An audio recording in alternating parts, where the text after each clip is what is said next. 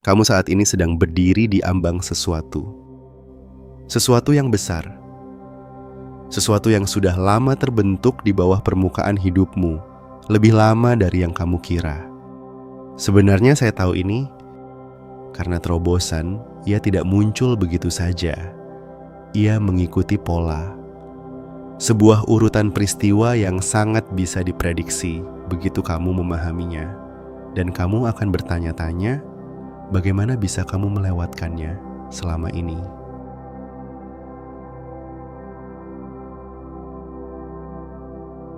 Pikirkan Michael Jordan. Dicoret dari tim basket sekolahnya. Pelatih bilang, dia tidak cukup baik. Dia pulang malam itu, mengunci diri di kamar, menangis. Tapi ada sesuatu yang terjadi di titik kehancuran itu, yang tak seorang pun melihatnya. Tekanan itu sedang membangun. Berlian sedang terbentuk. Penolakan itu bukan akhir dari kisahnya.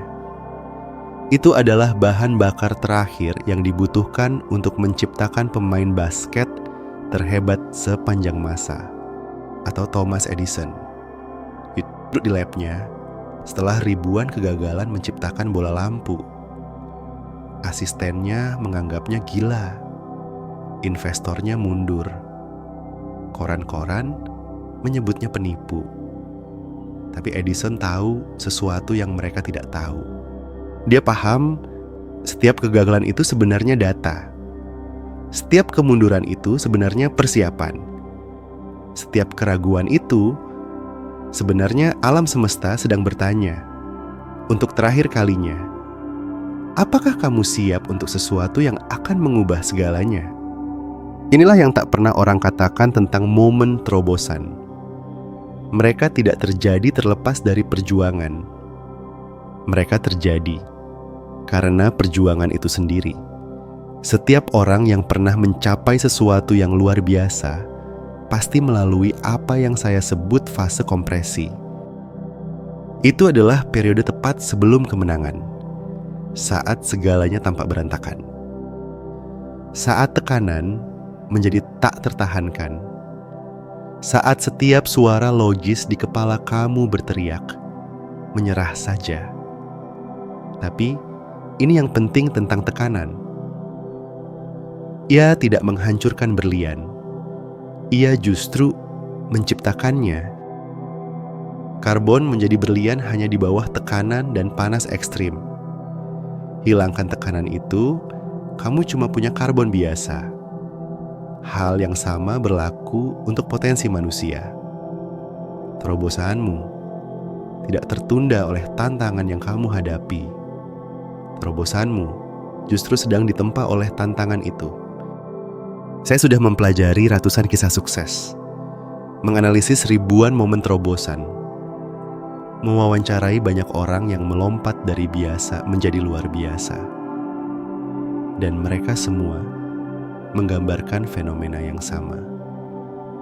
Tepat sebelum hidup mereka berubah total, tepat sebelum segalanya pada tempatnya, ada saat di mana mereka merasa ingin menyerah. Sebuah momen di mana versi lama dari diri mereka berusaha keras menahan mereka di tempat mereka berada. Joanne, ibu tunggal yang hidup dari bantuan sosial, berjuang menghidupi putrinya di Edinburgh.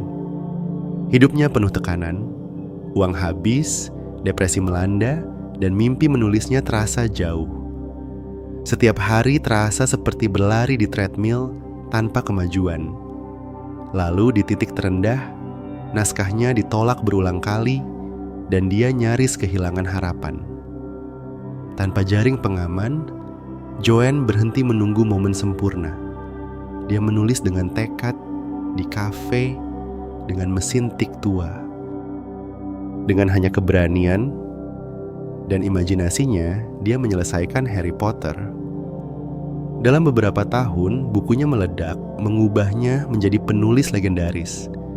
Tapi terobosan sejati dimulai di momen keputusasaan itu, saat dia memilih percaya penuh pada dirinya sendiri. Tekanan itu bukan musuhnya. Tekanan itu adalah katalisnya.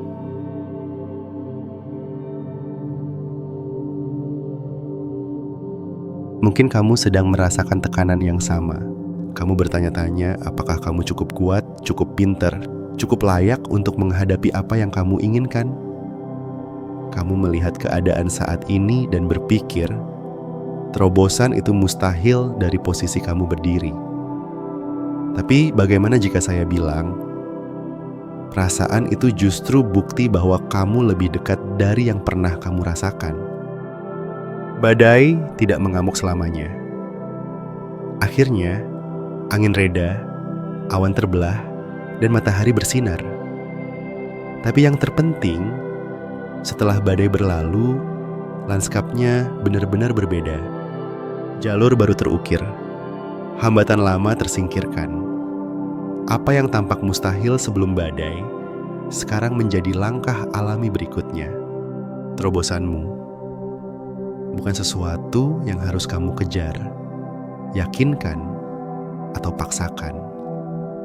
Itu adalah sesuatu yang sudah bergerak ke arahmu, mengumpulkan momentum dengan setiap tantangan yang kamu atasi, setiap ketakutan yang kamu hadapi, setiap momen kamu memilih untuk terus maju, ketika segalanya di dalam dirimu ingin berhenti. Penantian adalah bagian tersulit. Bukan kerja kerasnya, bukan perjuangannya, bahkan bukan kegagalannya, tapi menunggunya.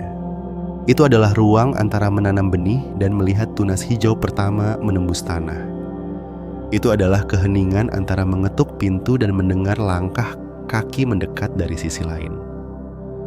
Kebanyakan orang menyerah selama penantian, karena mereka salah mengira keheningan sebagai ketidakhadiran, penundaan sebagai penolakan. Tapi para juara, mereka paham sesuatu yang orang kebanyakan tidak paham.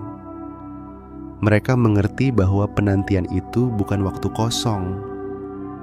Itu adalah waktu persiapan. Itu adalah alam semesta yang mengatur setiap bagian, mengorkestrasi setiap koneksi, menyelaraskan setiap keadaan, sehingga ketika momenmu tiba, tidak ada yang bisa menghentikannya.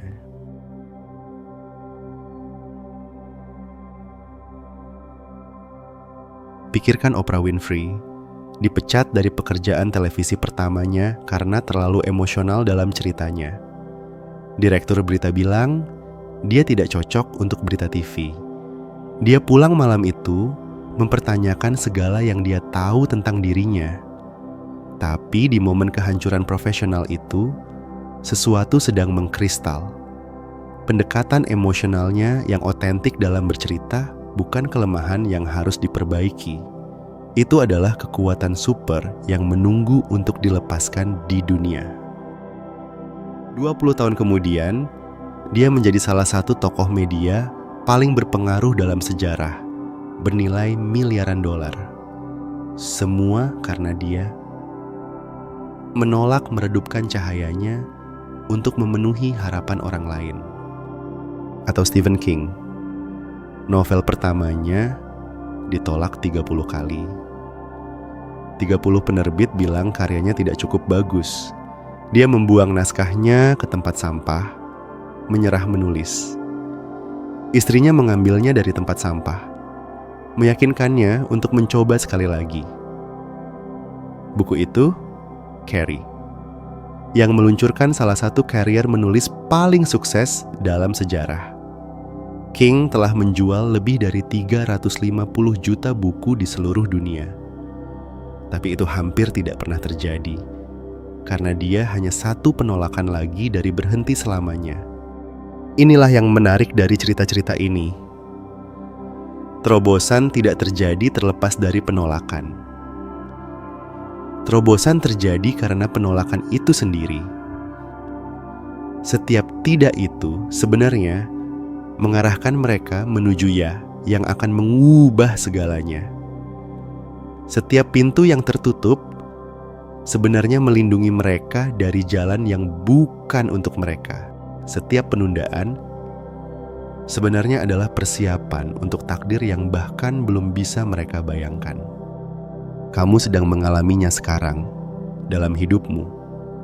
Peluang yang gagal bulan lalu itu, hubungan yang berakhir saat kamu pikir baru saja dimulai, investasi yang tidak membuahkan hasil seperti yang kamu harapkan, pekerjaan yang tidak kamu dapatkan padahal kamu sempurna untuk itu. Kamu menafsirkan ini sebagai kemunduran, sebagai bukti bahwa kamu bergerak ke arah yang salah. Tapi bagaimana jika ini sebenarnya koreksi arah? Bagaimana jika ini sebenarnya membersihkan jalan untuk sesuatu yang jauh lebih baik, yang pikiranmu saat ini bahkan belum bisa memahaminya? Kebenarannya adalah terobosan beroperasi pada garis waktu yang berbeda dari ketidaksabaran kita. Egomu menginginkan segalanya sekarang. Jiwamu memahami waktu adalah segalanya. Egomu melihat penundaan sebagai penolakan. Jiwamu melihat penundaan sebagai perlindungan. Egomu mengartikan perjuangan sebagai hukuman. Jiwamu mengenali perjuangan sebagai persiapan. Percayalah pada perjalananmu. Saat ini, saat kamu menonton video ini, terobosanmu sudah bergerak. Roda sudah berputar. Pintu-pintu sudah terbuka. Badai sudah mereda. Kamu tidak harus melihatnya untuk mempercayainya. Kamu tidak harus memahaminya untuk mempercayainya.